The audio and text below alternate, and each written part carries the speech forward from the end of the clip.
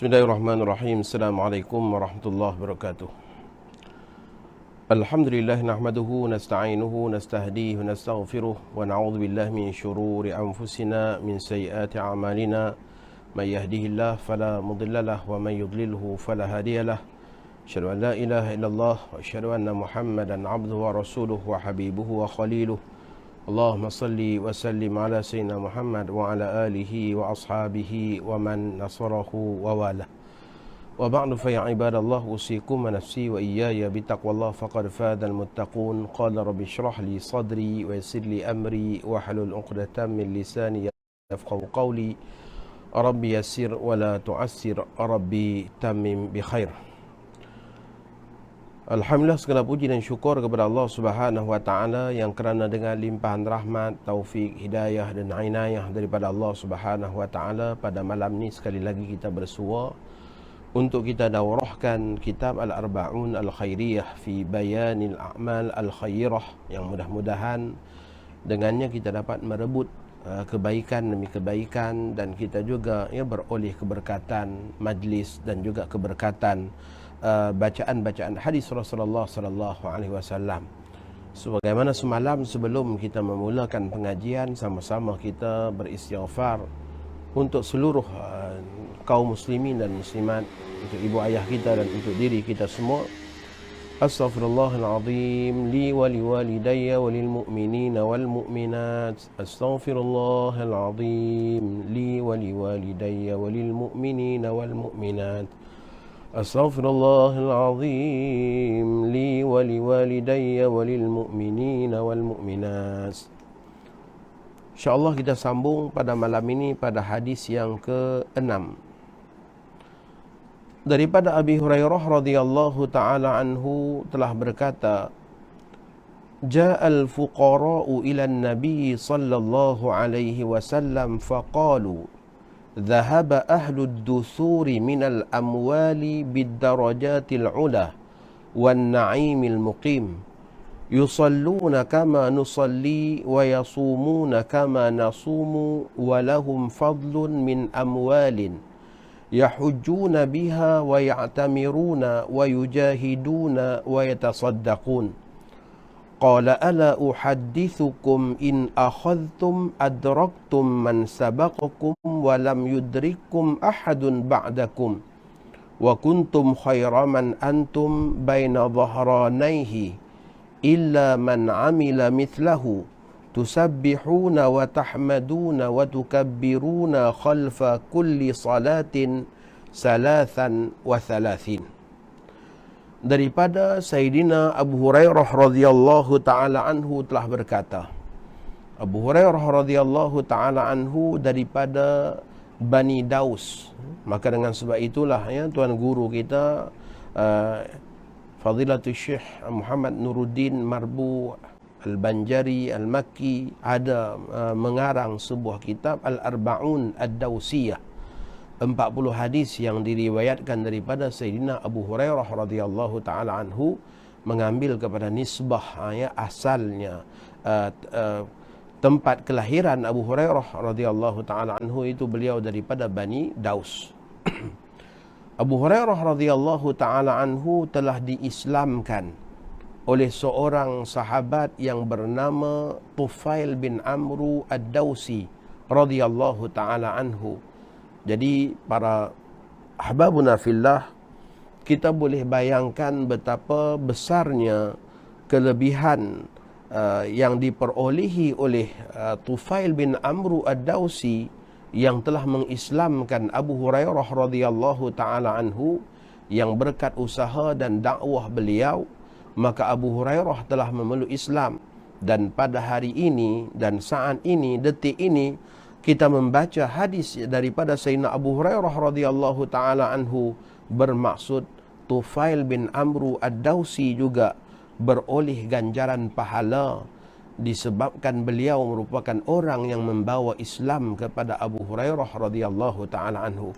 Maka dengan sebab itulah sebagaimana nanti kita akan temui baginda sallallahu alaihi wasallam yang dalam kitab kita ini di penghujungnya saya letakkan satu hadis bagaimana dengan Nabi kita katakan, andai kata seseorang itu beroleh hidayah Allah melaluimu, maka itu lebih baik buatmu daripada humrun na'am, daripada unta-unta yang berbulu merah. Yakni satu kegembiraan yang sangat besar pada seorang yang boleh dengan berkat usaha dakwahnya mengislamkan orang lain. Ini merupakan satu kelebihan yang mana akan berkekalanlah kebaikan demi kebaikan saat orang yang memeluk Islam melalui kita beramal dengan amal Islami yang dia lakukan. Ahbabuna fillah.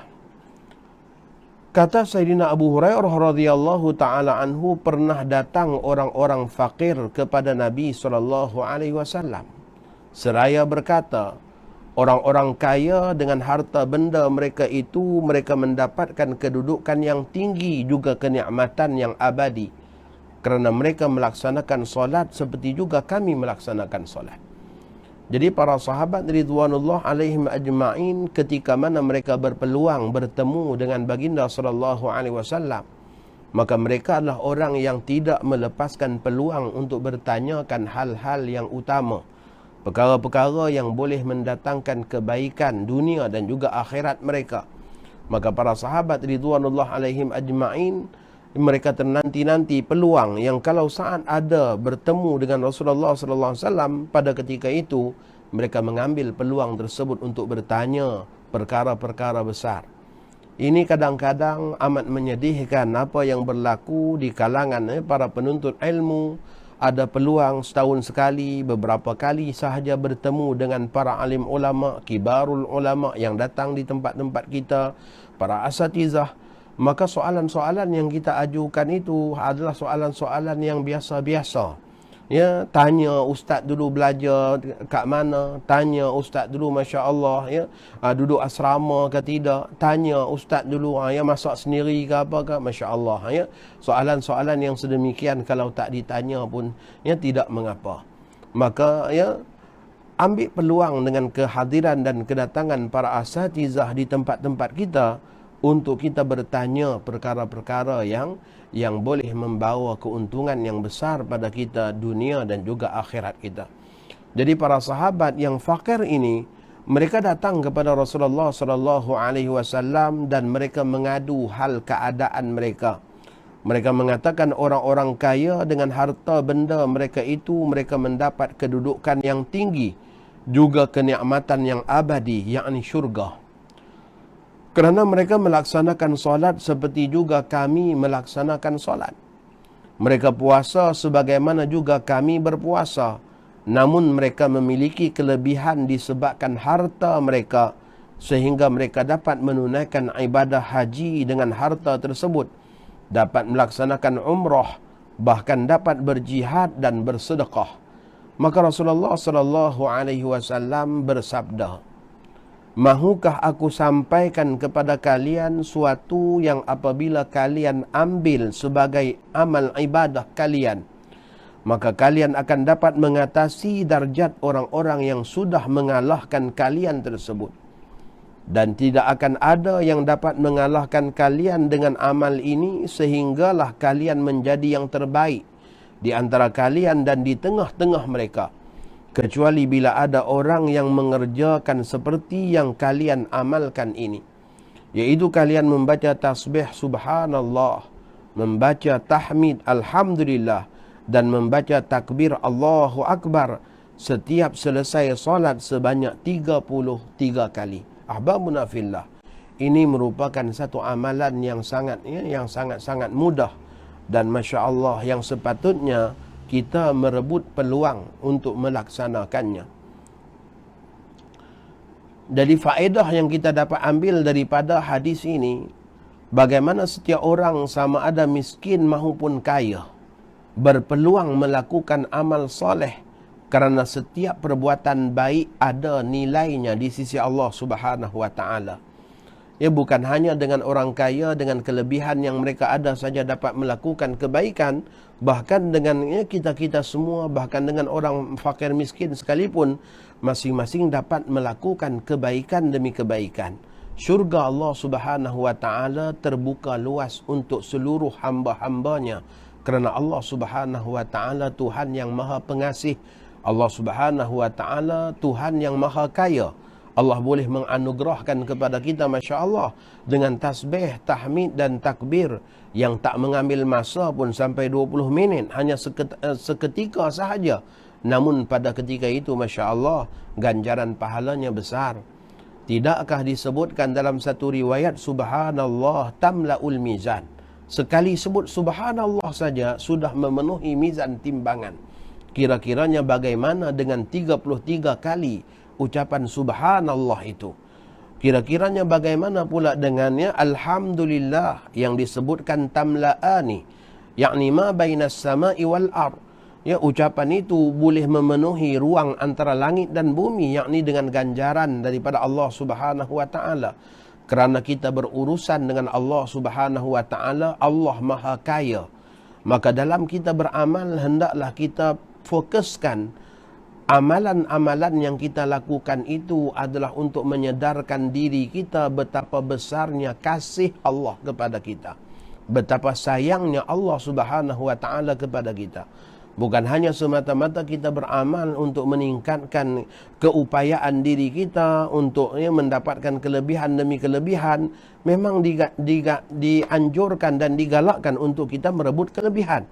Namun hendaklah kita ambil maklum, tujuan yang besar sekali dalam kita beramal adalah meraih kasih Allah Subhanahu wa taala, menyatakan rindu kita kepada Allah, kerana Allah Tuhan yang Maha Kaya. Saat kita berurusan dengan manusia, berapa banyak yang manusia boleh berikan kepada kita.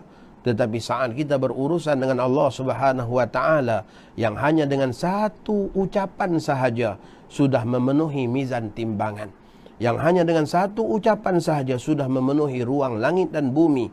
Kerana Maha Kayanya Allah, dan kekayaannya itu takkan habis walaupun seluruh umat manusia mengucapkan ucapan-ucapan itu.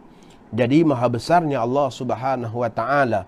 Maka Allah Subhanahu wa taala telah menjanjikan, lilladzina ahsanul husna wa ziyadah wa la yarhaqu wujuhahum qatarun wa la zillah ulaika ashabul jannah hum fiha khalidun. Bagi orang-orang yang berbuat baik ada pahala yang terbaik, yakni syurga dan tambahannya, dan muka mereka tidak ditutupi debu hitam dan tidak pula kehinaan. Mereka itulah penghuni syurga, mereka kekal di dalamnya. Hababuna fillah, hendaklah kita beristiqamah dalam mengamalkan tasbih, tahmid dan takbir selepas salat, kerana ia besar fadilatnya. Dan hendaklah kita ambil maklum bahawa tuntutan tasbih, tahmid dan juga takbir itu adalah tuntutan tasbih, tahmid dan takbir itu adalah tuntutan secara individu. Yakni sekiranya dengan tuan imam tidak melakukan pun, kadang-kadang imam-imam ada pertimbangan-pertimbangan yang tersendiri. Imam-imam tidak melakukannya, ya. Imam-imam tidak melakukannya disebabkan kadang-kadang solat di tempat yang sesak, dengan ramai lagi jamaah yang sedang menunggu untuk melaksanakan solat. Contohnya seperti di surau-surau RNR, Masya Allah. Ya, di musim-musim perayaan, musim-musim cuti dan sebagainya, Masya Allah, kadang-kadang ruangan solat itu sempit. Ramai lagi yang sedang menunggu. Maka tak patut kita dengan kita selepas solat kita buat tasbih, tahmid, takbir ketika mana dalam keadaan berjamaah. Pada ketika itu selesai solat kita langsung bangun saja. Selepas salam langsung bangun, kerana nak bagi peluang kepada mereka yang lain untuk melaksanakan salat. Kalau tuan imam subhanallah, subhanallah, subhanallah, ada yang baling selipar nanti. Disebabkan dia nak solat tak dapat. Maka dengan sebab itu penting. Penting kita juga memahami fik-fik semasa. Ada pertimbangan-pertimbangannya. walaupun dengan mungkin kita tak dapat buat di atas tempat solat kita, ya, di tikar sajadah kita, sambil kita beredar, kita masih lagi boleh melakukannya. Kerana tuntutan melakukan tasbih, tahmid dan juga takbir itu adalah tuntutan individu, bukan tuntutan secara berjamaah. Ya, maka tengok pada keadaan. Kadang-kadang Masya Allah pada hari Jumaat Tuan Imam nak ambil kelebihan dengan kelebihan ramainya para jamaah, yang kalau dengan saat Tuan Imam kalau dengan saat Tuan Imam doa dulu, saat Tuan Imam tasbih tahmid dulu baru berdoa, kadang-kadang makin sedikit orang yang tinggal. Masya Allah, bagaimana tak sedikit, baru bagi salam saja dah dengar bunyi motor kat luar, dah bergerak dah. Tanya kenapa cepat sangat? Kata dia tadi datang lambat Ustaz, balik kena awal. Balik kena cepat. Masya Allah. Jadi Tuan Imam ambil pertimbangan dengan ramainya orang yang mengaminkan doanya, maka ia merupakan perkara yang boleh menjadi sebab musabab mustajabnya doa. Kalau dengan 40 orang satu doa mustajab, kira-kiranya bagaimana dengan ribuan manusia? Tapi kalau dengan saat Tuan Imam tasbih tahmid dulu, kadang-kadang Masya Allah tak ramai yang ikut serta. Maka pada ketika itu ada pertimbangan-pertimbangan lain daripada imam-imam kita.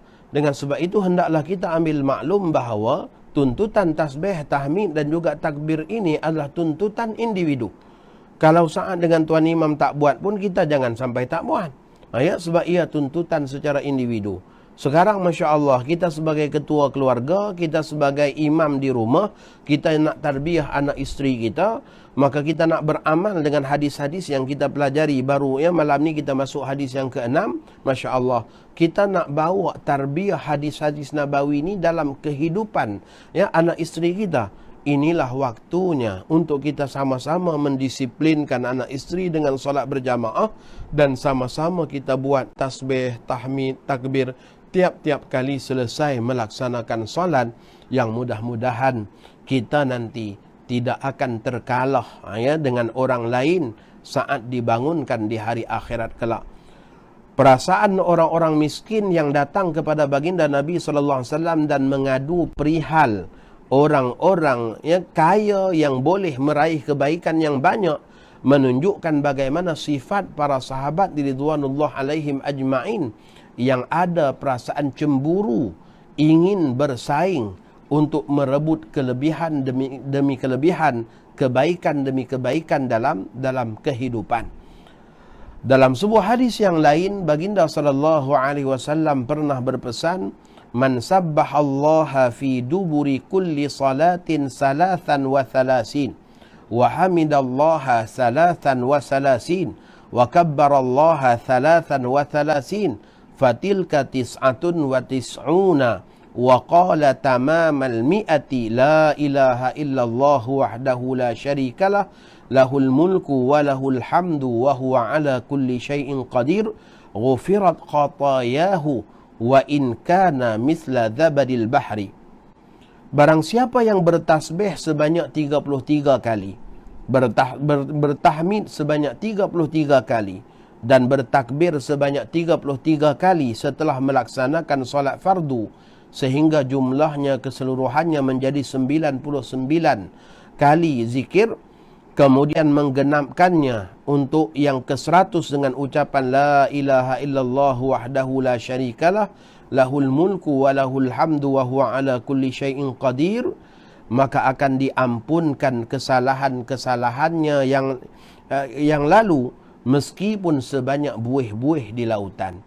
Perlu kita ambil maklum hadis-hadis berkenaan dengan kelebihan mendapat keampunan dosa di sini. Ulama mengatakan ia adalah dosa-dosa kecil.